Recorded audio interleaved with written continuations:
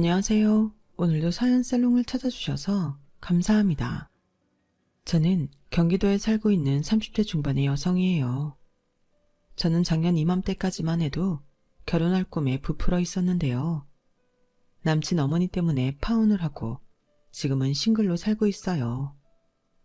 사연을 듣다 보니 저와 비슷하신 분들도 계신 것 같아 저도 용기를 내어 이렇게 제 이야기를 보낼 생각을 했죠. 저는 부모님이 중학생 때 사고로 돌아가시면서 졸지에 고아가 됐어요. 그런 저를 걷어주신 분이 바로 고모였는데요. 고모는 일찍 결혼을 했다가 이혼을 하고 혼자 사셨어요. 너도 혼자 되고 나도 혼자이니 우리가 만난 게 서로 의지하면서 살라는 뜻인 것 같다. 라며 고모는 갈고뒀던 저의 보호자가 되어주셨어요. 고모는 큰 전통시장의 상가에서 생선 장사를 했어요. 여자 혼자 살기 위해 온갖 고생을 하신 고모는 저와 함께 살 무렵에는 자리를 잡았을 뿐 아니라 생선 가게에서 직영하는 시내에 큰 횟집도 운영하셨어요. 그리고 제가 대학을 졸업할 무렵에는 부천의 고급 일식집까지도 함께하는 멋진 대표님이 되셨죠. 그런 고모를 남친 어머니는 생선 냄새 나는 여자라며 함부로 대하고 무시했기에 그것만큼은 참을 수 없었어요. 고모는 정말 대단하신 분이라 많은 역경을 담담하게 이겨내고 많은 것을 이루셨는데 그런 고모를 생선을 다룬다고 해서 폄하하는 건 말도 안 되는 일이잖아요. 자식이 없는 고모는 저를 친딸 이상으로 사랑으로 보살폈고 저는 그런 고모 덕분에 사춘기에 엄마 아빠를 잃었음에도 큰 방황 없이 무사히 클 수 있었어요. 고모는 제가 먹고 입는 것, 공부하는 것 모두 다른 아이들이 받는 것 이상으로 신경을 써주시고 혹시라도 제 마음이 상할까 많은 것을 배려해 주셨어요. 일을 할 때 절도 있고 단호하신 모습과는 다르게 정말 상냥하고 섬세하고 좋은 분이셨죠. 저는 그런 고모를 어느덧 엄마라고 부르게 되었어요. 대학 졸업할 무렵이었던 것 같아요. 고모는 제가 엄마라고 하자 제 머리를 쓰다듬으시더니 가만히 저를 안아주셨는데요. 그때 어깨를 작게 들썩이며 조용히 눈물 흘리시던 걸 잊을 수 없네요. 저에게 고모는 너무도 멋진 여성이고 자랑스러운 분이에요. 지금도 제가 제일 닮고 싶은 사람이기도 하고요. 저는 IT 관련 전공이었는데 대학도 괜찮고 학점도 좋았어서 나름 안정적인 회사에 입사해서 다니게 됐어요. 거기에서 과장이 되었을 때 결혼할 사람을 만났고요. 어딘가 모르게 아빠를 떠올리게 하는 사람이었어요. 조용하고 순하고 착한 남자였고 온라인 쇼핑회사에 다녔어요. 워낙 성실한 사람이다 보니 회사에서도 다들 좋아하는 것 같더라고요. 저희는 반년 정도 사귀다가 결혼을 결심했어요. 사귀는 기간이 짧다면 짧았겠지만 남친이 결혼하자고 했을 때 그냥 때가 왔나 보다 그런 마음으로 받아들이게 되더라고요. 하지만 그게 잘못된 결정일 수도 있다는 걸 지금은 알게 됐네요. 남친 한 명만 보자면 저와 남친 사이에는 아무 문제도 없었어요. 저희 앞에는 행복한 생활만 펼쳐질 거라 기대했고요. 처음 남친 집에 인사를 하러 가서 남친 어머니를 만났을 때도 그랬어요. 어머, 반가워라. 우리 정우 여자친구 인상이 참 좋네. 정우가 왜 그렇게 칭찬하며 결혼하겠다고 했는지 알 것 같아. 좋게 봐주셔서 감사해요. 박지연입니다. 여러모로 부족한 점 많지만 예쁘게 봐주세요. 아우, 겸손하기도 하지. 회사가 땡땡이라며. 나도 그 회사 이름 들어봤어. 요즘 젊은 사람들 사이에서 잘 나가는 데라던데. 거기서 과장이면 정말 대단한 거지. 우리 청우가 어디서 진짜 괜찮은 여자를 데려왔어. 아, 잘됐다, 잘됐어. 부모님이 사고로 일찍 돌아가셔서 고모랑 산다며? 나 그런 거에는 편견 같은 거 없어. 우리 정우도 아빠 여우였잖아. 물론 몇 년 전 일이긴 해서 다르긴 해도 어쨌든 사람이 자기 능력 있으면 됐지 뭐. 그렇게 말을 하니 저도 마음이 놓였고 모든 게 잘 풀리는 것처럼 보였어요. 결혼 전부터도 예비 시어머니 성격 때문에 걱정하는 친구들을 종종 보아왔던 저는 좀 성격은 있어 보였지만 시원시원하게 말하는 남친 어머니 정도면 괜찮지 않나 했어요. 그리고 남친이 저희 고모를 만났고 양가 상견례를 앞둔 때였어요. 남친은 고모가 시내의 큰 횟집과 유명한 고급 일식집을 하는 걸 몰랐다가 고모 일식집에서 만남을 갖자 놀라는 눈치더라고요. 남친은 저희 고모가 그저 생선가게랑 횟집을 한다고만 생각했거든요. 나는 횟집도 그냥 동네 평범한 횟집인 줄 알았는데 그게 아니네. 고모님이 정말 대단하신 분이다. 하더니 뭔가 곰곰이 생각하는 것 같더라고요. 저는 그 모습이 좀 의아했지만 별스럽지 않게 넘어갔어요. 그런데 상견례를 이틀 앞두고 남친이 이러더라고요. 저기 우리 엄마한테 고모님이 땡땡동에서 고급 일식집 하는 건 말하지 않았으면 좋겠어. 그냥 동네에서 가게 한다고 하시면 안 될까? 왜? 고모 가게를 솔직히 말하면 안 되는 거야? 어머니한테 말씀드리면 안 되는 이유가 있어? 우리 엄마이긴 해도 엄마가 자기 집 생각보다 잘 사는 거 알면 결혼 전에도 너무 많은 걸 요구하실까 봐 그래. 우리 엄마지만 아빠 살아계실 때도 돈 너무 함부로 쓰고 적자난 다음에 여기저기 빌려서 빚더미에 앉은 적 있어. 그 후로 아빠가 돈 관리 전부 하시고 돌아가실 때도 나한테 맡기셨고. 그런 일이 있었구나. 알았어. 정우 씨가 걱정되면 그러자. 고모가 그런 거 이해 못하실 분 아니야. 그리고 지금은 시간도 많이 지났으니 어머니도 달라지셨을 수 있잖아. 그래도 결혼하고 나서 차차 이야기해도 될 것 같아. 남친이 끝까지 고모가 돈이 많다는 걸 말하지 말라고 강하게 부탁해서 결국 저희는 그렇게 하기로 했어요. 남친 성격에 이렇게까지 말하는 일이 없었기 때문에 저도 그냥 한번 해보는 소리가 아니구나 느꼈거든요. 하지만 남친이 지나치게 예민한 것 같다는 마음이 들기도 했어요. 시간도 많이 지났고 어머니도 변했을 수 있으니까요. 상견례 날이 돼서 시내 고급 한정식집에서 남친과 남친 어머니 그리고 저와 고모가 한자리에 모였어요. 남친 어머님은 한껏 꾸민 모습으로 환하게 웃으며 말했어요. 사돈 너무 반가워요. 조카를 딸처럼 너무 잘 키우셨어요. 우리 정우도 아들이다 생각하고 많이 끌어주고 아껴주세요. 좋은 말씀 주셔서 감사해요. 우리 지연이 착하고 따뜻한 애예요. 부디 많이 예뻐해 주시고 잘 돌봐주세요.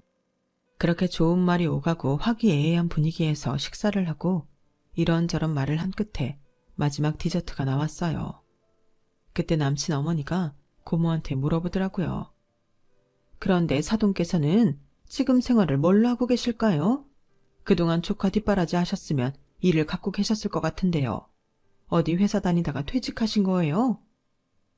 그 말에 남친은 저와 고모 눈치를 보더라고요. 고모는 남친이 긴장한 걸 보더니 이렇게 말했어요. 네, 저는 시장에서 가게를 하고 있어요. 아, 시장이요? 요즘은 시장도 많이 세련돼지고 좋은 데도 많죠. 그래서 거기서 무슨 가게를 하시는데요? 저는 수산물을 취급하고 있어요. 그때 남친 어머니 안색이 싹 바뀌더라고요. 언제 그렇게 환하게 웃었냐는 듯이 굳어지는데 무서울 정도였어요. 아니 그러니까 지금 그 말씀은 생선 장사를 하신다 그거죠? 네, 생선뿐 아니라 해산물을 다 취급해서 수산물이라고 말씀드렸어요. 그런 거면 그저 매일 먹고 살기 바쁘겠네요. 아, 저기 이건 제가 높아심에서 드리는 말씀인데 혹시 애들 결혼하고 나서 조카분이나 우리 정우한테 손 벌리고 그런 일은 없어야 되는데요. 이런 문제는 확실히 하는 게 좋지 않겠어요? 사돈 일로 애들 돈이 나가면 안 되잖아요. 특히 우리 정우 돈이요. 저 그러면 가만 못 있습니다. 그런 걱정은 안 하셔도 됩니다. 제가 우리 지연이도 조카 사위도 챙기면 챙겼지 애들 힘들게 번 걸 쓰지는 않을 거예요. 그러자 남친 어머니는 피식 웃으며 말했어요. 아니 뭐 그렇게 자존심을 세우지는 않으셔도 되고요. 챙기는 건 바라지도 않을 테니 애들 돈 손대지 마세요. 그건 지금 이 자리에서 저랑 확실히 하시는 거예요? 네, 확실히 말씀드리죠. 저 애들한테 돈 안 탔습니다. 저는 이게 대체 무슨 일인가 싶어 살짝 흥분해서 남친과 남친 어머니를 봤어요. 남친은 미안한 눈빛으로 저희를 보고 있었죠. 고모는 남친 어머니 같은 사람의 말은 아무것도 아니라는 듯 정말 태연하게 디저트까지 깔끔하게 드시고 자리에서 일어나셨어요. 남친 어머니의 제가 좋은 회사 다닌다며 좋아할 때랑 너무도 다른 모습에 저는 내심 많이 당황했지만 그래도 저희 결혼 준비를 하는 건 별 문제가 없는 것 같았고 고모도 크게 신경 쓰지 않고 넘어가셔서 저는 그저 남친 어머니가 좀 더 좋은 집안을 원했나 보다 하고 말았어요. 그리고 얼마 안 지나서 남친 어머니는 저한테 전화를 해서 따로 만나자고 하더군요. 너 부모님 돌아가실 때 남긴 재산 같은 거 있니? 그래도 너 괜찮은 대학 나오고 직장도 잘 들어갔잖아. 돈이 좀 있는 집인 줄 알았는데 이건 사돈이 생선장사라니? 사실 그거 우리 집하고 너무 차이 나는 거 알지? 아무리 우리 정호 아버지 돌아가셨어도 그래도 우리는 중산층인데 내가 생선 파는 집 딸을 며느리로 맞을 줄이야. 니네 고모 정말 너네한테 기대지 않고 살 수는 있는 거니? 고모 걱정은 안 하셔도 돼요. 저희 고모 능력 있으세요. 그리고 생선 파는 게 왜요?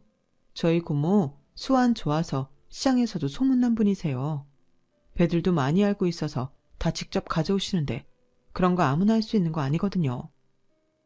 넌 고모가 생선장사니까 그렇게 믿고 싶겠지. 아무튼 진짜 니들한테 손 벌리지 않을 수는 있는 거지? 나 안심하고 있어도 되는 거 맞냐고. 네, 안심하셔도 돼요.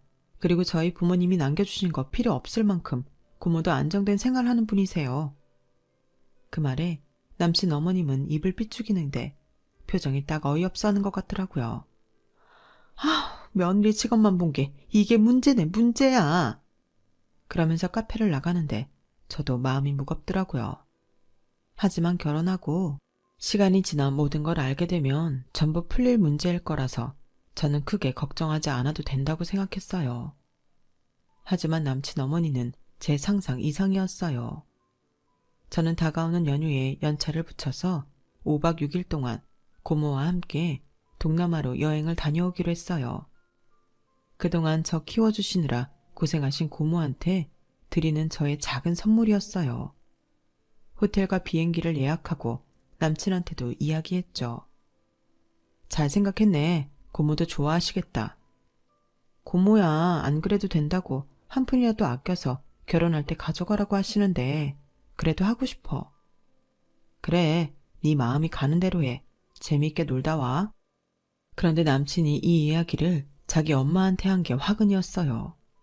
남친 어머니가 자기 한복 다시 맞출 거라며 시간 내라는 말에 남친이 제가 고모랑 동남아에 간다는 말을 했던 거였어요. 얘, 너 고모랑 동남아 간다고? 결혼 앞두고 해외여행이 웬 말이니? 네, 그동안 저 키워주신 것에 대한 선물이에요. 결혼하면 하고 싶어도 더 시간 맞추기 힘들 것 같아서요. 고모도 바쁜데 시간 내주셔서 재미있게 놀다가 오려고 해요. 그럼 나랑 정우도 여행 보내다오. 네? 그게 무슨 말씀이세요? 어머니랑 정우씨 여행이요?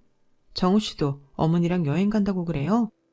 아니, 정우가 한 말이 아니고 너랑 네 고모는 가는데 나랑 정우는 어디 안 간다는 건 말이 안 되잖아. 아, 그러시면 그건 정우씨하고 상의해 보셔야 될 것 같은데요. 어머? 너는 니네 집 해외여행 갈 계획 세우면서 우리 모자 해외여행 계획은 준비 안 했다는 거니? 어떻게 그래? 이제부터는 우리가 같이 살 사람들인데 너랑 고모 놀러 가면 당연히 우리도 가야 되는 거 아니겠어? 어머니, 그건 아닌 것 같아요. 제가 앞으로 정우 씨랑 같이 살긴 하겠지만 그래도 저는 이게 고모와의 사적인 여행이잖아요. 제가 고모한테 드리는 선물이에요. 아까도 말씀드렸잖아요. 어머니도 정우 씨랑 여행 가고 싶으시면 정우 씨하고 얘기해 보세요. 어머, 너는 어쩜 본데 없이 자란 티를 이렇게 내니?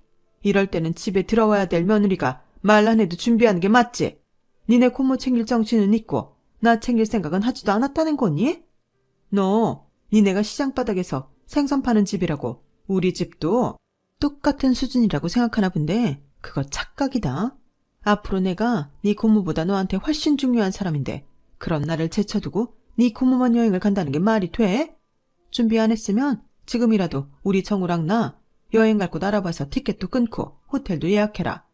어정쩡한 호텔 예약할 생각 하지 말고 동남아는 물가도 싸니까 최고급 호텔로 알아봐야 한다. 알겠지? 정말 이게 다 무슨 소린가 싶어 한참 혼란스러웠어요. 아무리 제 시어머니가 되실 분이라지만 이런 요구를 하는 게 맞나요? 결혼 전 고모와 여행을 가겠다는데 자기 생각은 안 했다며 당장 자기랑 아들 놀러 갈 곳을 알아보라니요. 제 말을 들은 남친은 한숨을 쉬더니 저한테 신경 쓸 것 없다고 했어요. 지연이 네가 정말 놀랐겠다. 미안해. 엄마가 하신 말씀은 못 들은 걸로 해줘. 네가 왜 나랑 엄마 여행 갈 걸 챙겨. 그리고 난 지금 시간 뺄 수도 없다고. 이건 정말 내가 전적으로 고모한테 드리는 선물인 건데 어머니가 앞으로 자기가 더 중요한 사람이 되는 건데 어떻게 당신을 안 챙기냐고 하셔서 솔직히 많이 놀랐어. 우리가 아직 결혼한 거 아니잖아. 이렇게 말하면 냉정하게 들리겠지만 결혼 전 일이고 내 개인적인 스케줄인데 어머니가 저렇게 나오시니 앞으로 이러실까 봐 걱정이 되고 이해하기 어려워. 당연히 이건 지연이 네 개인적인 일이니 엄마가 상관할 일 아니야. 너랑 고모 좋은 시간 보내고 와야 되는데 가기 전에 이렇게 신경 쓰게 해서 정말 미안해. 엄마는 왜 그러는지 나도 모르겠다. 내가 엄마한테 얘기 잘할 테니까 마음 쓰지 말고 다녀와. 가서 고모님하고 재미있게 놀다 올 생각만 해. 알았어. 정우 씨만 믿을게. 고마워. 저는 남친의 말에 마음을 놓았고 이 일은 잘 해결될 거라 믿었어요. 남친이 그날 밤 얘기 잘했다고 문자도 했고요. 그런데 며칠 후 남친 어머니가 일을 하는데 느닷없이 전화를 했더라고요. 얘, 여행 준비는 아직이야? 왜 소식이 없어? 여행이요? 어머니, 정우 씨가 어머니한테 말씀드린다고 했는데요. 정우 씨는 시간 못 내서 못 가기도 하고 이번 여행은 제 개인적인 일이라고요. 그건 정우 생각이고 정우가 못 간다고 내가 못 가? 나는 정말 너를 이해할 수 없다. 너 이제 우리 집 식구 되는 거야. 그러면 당연히 시어머니를 챙겨야 되는 거 아니야? 왜 그렇게 고모랑만 놀러를 가겠다며 나를 소외시키는 거냐? 세상에 결혼한 여자가 지 친정만 신경 쓰면 시가해서 어떨 것 같냐? 네가 배우지 못해서 그런 것 같으니 내가 알려주마. 잘 들어. 네가 앞으로 잘 보여야 되는 사람은 니네 고모가 아니고 나야, 나. 네가 정우 아무리 구워 삶아봐라. 네가 나한테 잘 보이지 않고 시집살이 버틸 수 있나? 그러니까 순순히 내 해외여행 티켓하고 호텔 예약해놔라. 말했지? 동남아 최고급 호텔에 나에 있어서 이코노미 힘드니까 네가 비즈니스를 하든 퍼스트를 하든 그건 양심에 맡기마. 어머니, 죄송한데 제가 지금 그렇게 해드리기는 힘들 것 같아요. 지금 제가 가진 예산은 딱 고모랑 저한테 맞춘 거고 어머니 비행기하고 호텔, 어머니 말씀하신 대로 맞춰서 해드리면 제가 너무 지출을 많이 해서 여러 가지 계획들이 어그러지거든요. 그리고 이번 여행은 제가 고모한테 드리는 선물인 거 몇 번이고 말씀드렸잖아요. 그러니 이해해 주세요. 어머니 여행은 제가 결혼하고 나서 좋은 데로 보내드릴게요. 너 끝까지 이럴 거니 정말? 그러면서 목소리를 높여 뭐라고 하시는데 저는 곧 회의가 있어서 전화를 끊고 사무실로 돌아갔어요. 저는 남친 어머니의 억지가 정말 이해가 되지 않았어요. 부모님 잃은 저를 걷어주시고 다른 애들한테 기죽을까봐 있는 힘껏 키워주신 고모에게 드리는 선물인데 그걸 왜 그렇게 못마땅해 하고 자기한테 잘하라고 하는 건지요. 또 자꾸 고모를 시장바닥에서 생선 판다 운운하며 무시하는 게 너무 화가 났어요. 그리고 결혼 전부터 제가 시댁 식구니 친정만 챙기지 말라고 하는 것도 너무 권위적이라고 생각했고요. 이건 결혼 전이고 결혼한 다음이고를 떠나서 여자는 결혼했으니 친정 챙기지 말라고 하는 건 너무 구시대적 발상 아닌가요? 요즘 대체 누가 그러나요? 저는 제가 확실히 잘 거절했다고 생각했는데 남친 어머니는 그런 제가 몹시도 괘씸했던 것 같아요. 제가 그날 야근이 있어서 6시까지 업무를 마친 후 저녁을 먹고 다시 회사로 돌아오는 길이었어요. 그런데 갑자기 누가 뒤에서 제 뒤통수를 퍽 치는데요. 무슨 묵직하고 무거운 게 순식간에 저를 덮친 거였어요. 너무 놀라고 충격적인 데다 아파서 뒤돌아볼 생각도 못하고 머리를 감싸고 그 자리에 주저앉았거든요. 저희 회사 동료는 너무 놀라서 괜찮냐고 저를 감싸줬어요. 그런데 뒤에서 누가 저를 일으켜 세우더라고요. 보니까 남친 어머니였어요. 어따 대고 그따위로 말하는 거야? 어? 어른이 말하는데 전화를 끊어? 내가 너 결혼 전에 버르장머리를 단단히 고쳐야지. 이대로 둬서는 안 되겠다. 야, 니 그 볼 거 없는 고모한테는 돈 쳐들이면서 나 하나 해외여행을 못 보내? 어? 너 이딴 식으로 나오면 내가 끝을 보게 해줄 거야. 어머니, 그게 무슨 말씀이세요? 무슨 끝이요?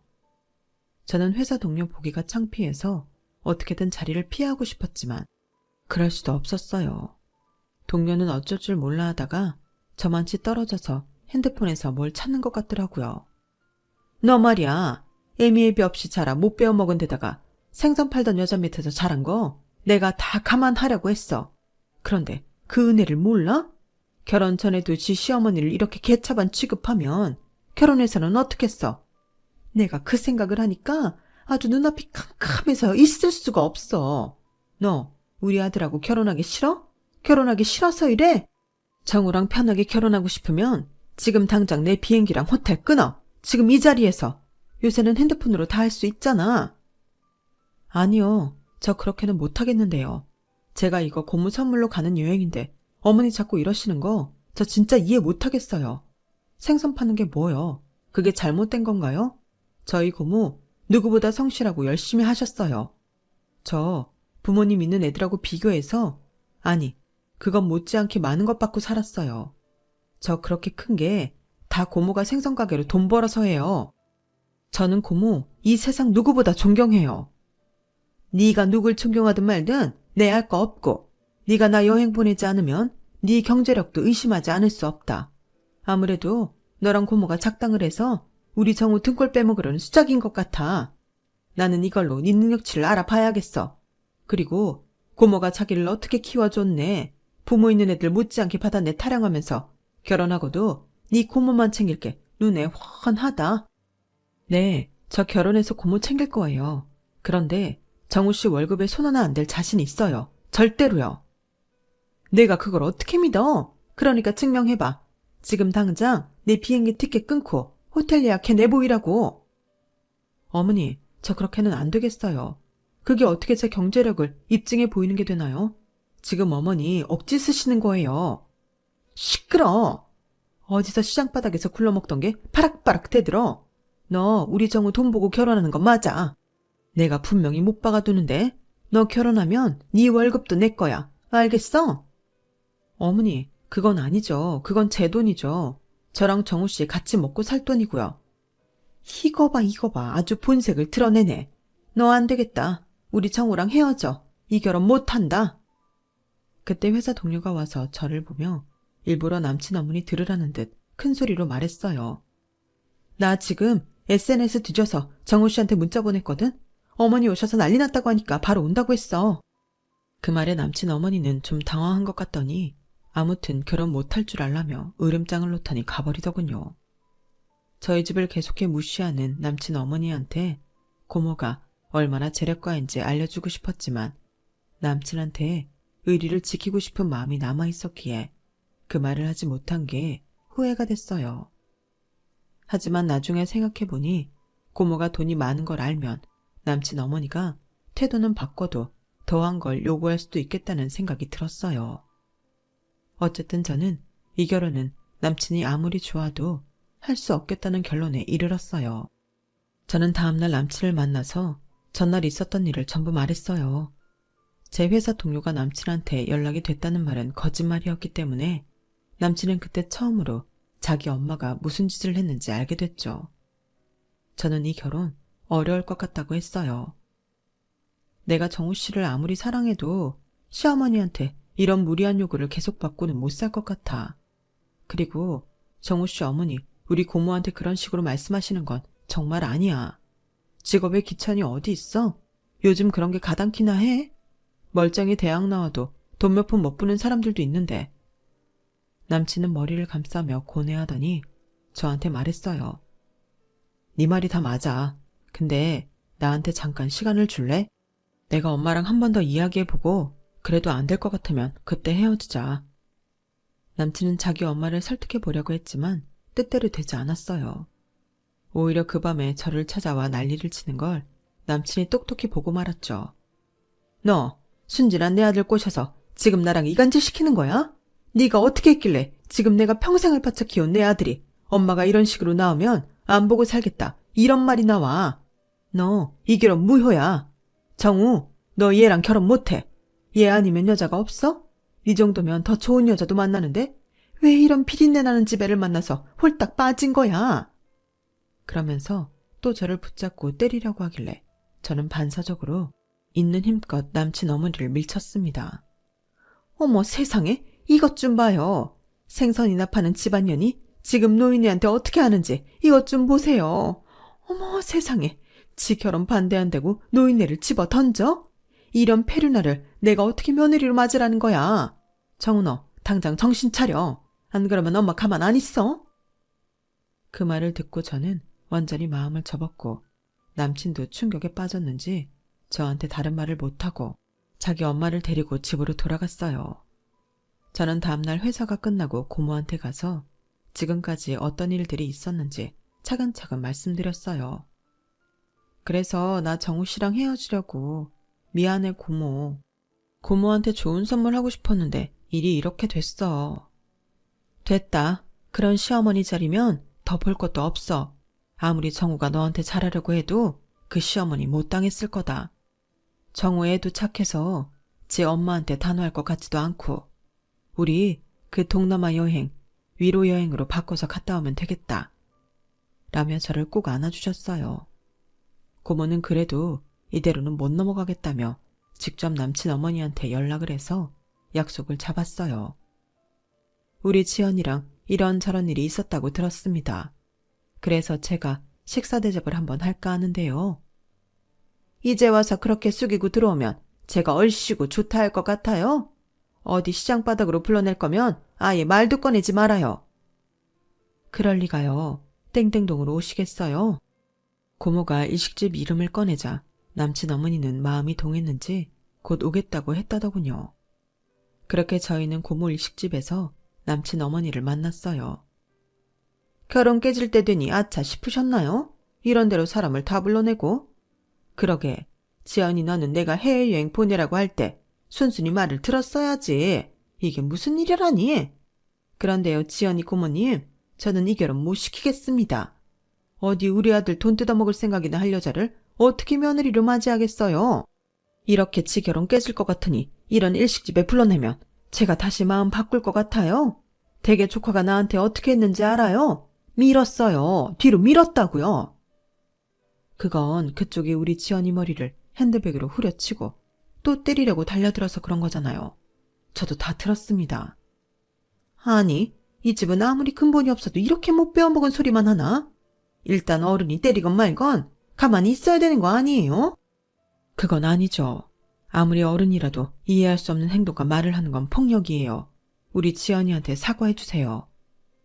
뭐가 어쩌고 어째요? 지금 말 다 했어요?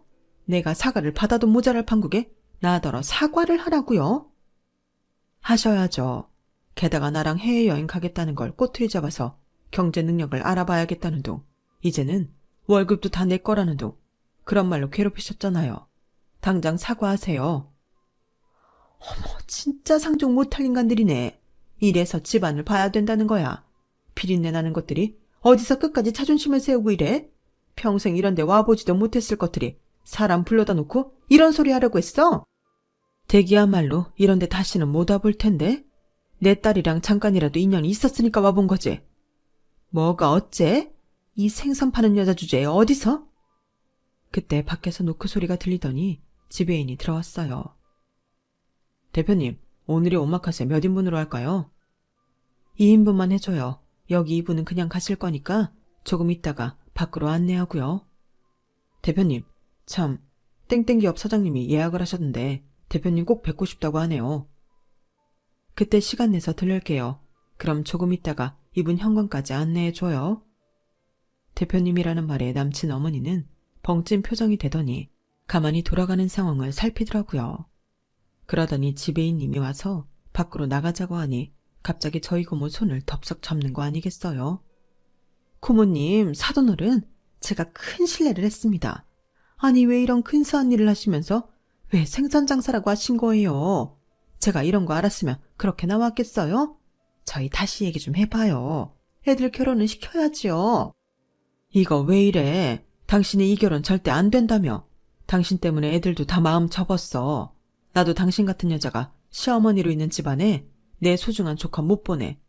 내 배 아파 낳은 딸이나 마찬가지인 지연이 당신 같은 여자한테 보내서 무슨 고생을 시키려고.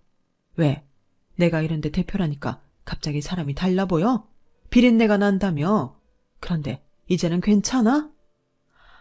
그래서 제가 실례했다고 말씀드렸잖아요. 저 생선 참 좋아해요. 매일 생선 반찬 빼놓지 않는다고요.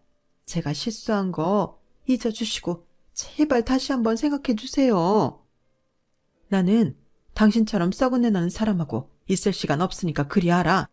그리고 한 번만 더 지연이한테 전화하거나 괴롭히면 그때는 정말 가만 안 둘 테니까 그렇게 알아. 우리 지연이 때린 거 너무너무 화가 나지만 그래도 정우 얼굴 봐서 넘어가는 건데 또 지연이 회사 찾아가고 전화해봐. 그때는 진짜 경찰에 고소해버릴 거니까. 서리빨 같은 고모 목소리에 남친 어머니는 완전 쫄아버렸고 매니저는 직원 둘을 불러서 남친 어머니가 나가도록 유도했어요. 하지만 남친 어머니는 순순히 나가려 하지 않았고 결국 직원들에게 끌려가다시피 하며 현관까지 나갔어요. 그러면서도 남친 어머니는 창피한 줄 모르고 저를 불러댔어요. 얘 지연아, 너 우리 청우 좋아하잖아. 나 말고 청우랑 살 거잖아. 어떻게 좀 안 되겠니? 다시 마음 좀 잡아봐. 내가 잘못했다. 응? 하지만 저 역시 마음이 다시 돌아서지 않더라고요. 그리고 남친이 너무 순해서인지 아무리 그 사람 마음이 바르고 착하다 해도 자기 엄마한테 먹히지 않는 것 같았고요. 저는 제 인생도 소중했기 때문에 그렇게 접는 게 맞다고 생각했어요. 저는 다시 돌아보지 않았고 그렇게 남친과의 인연은 끝이 났죠. 딱 한 번 남친 어머니가 저희 회사 앞에 와서 저를 보더니 펑펑 울며 남친이 집을 나갔다며 제발 돌아와 달라고 했지만 저는 남친과 연락도 되지 않으니 더는 찾아오지 말라고 했고 그때 제가 맡고 있는 걸 봤던 회사 동료가 경비원을 데리고 오자 불이 나게 도망가면서 남친 어머니도 다시는 저를 찾지 않았어요. 물론 남친과 헤어진 건 가슴 아팠고 그 사람한테 미안하기도 했어요. 하지만 남친도 자기 엄마가 어떤 사람인지 잘 알았기에 저를 이해한다고 잘 지내라며 마지막 인사를 했고 그 후 집을 나와 엄마한테 연락도 안 하고 있는 것 같더라고요. 서로 많이 사랑했지만 결국 남친 어머니 때문에 저희는 헤어졌어요. 남친은 자기 엄마한테 일정한 용돈만 보내드리고 전혀 왕래를 하지 않는다고 전해 들었어요. 하지만 저는 다시 남친을 만나지 않으려고 해요. 전륜이라는 게 그렇게 쉽게 끊어지겠어요? 남친과 만나면 언제고 다시 부딪혀야 되는데 저는 남친 어머니는 아무리 생각해봐도 다시는 보고 싶지 않네요. 저 역시 남친 어머니 같은 사람이 되지 않도록 더 스스로를 돌아보며 살아야겠다는 생각도 했고요. 저는 고모와 여행을 잘 다녀왔고 그때 이후로 더 돈독하게 잘 지내고 있어요. 언제 또 제게 인연이 올지 모르지만 그때는 정말 저희 고모도 소중히 생각해주는 사람들을 만났으면 좋겠네요. 제 이야기는 여기까지예요. 들어주신 분들 모두 행복하시고요. 건강하시고 좋은 일만 있으세요. 여러분, 사연 댓글에 응원과 현명한 조언 부탁드려요. 좋아요와 구독은 저에게 큰 힘이 됩니다. 오늘도 좋은 일 가득하세요.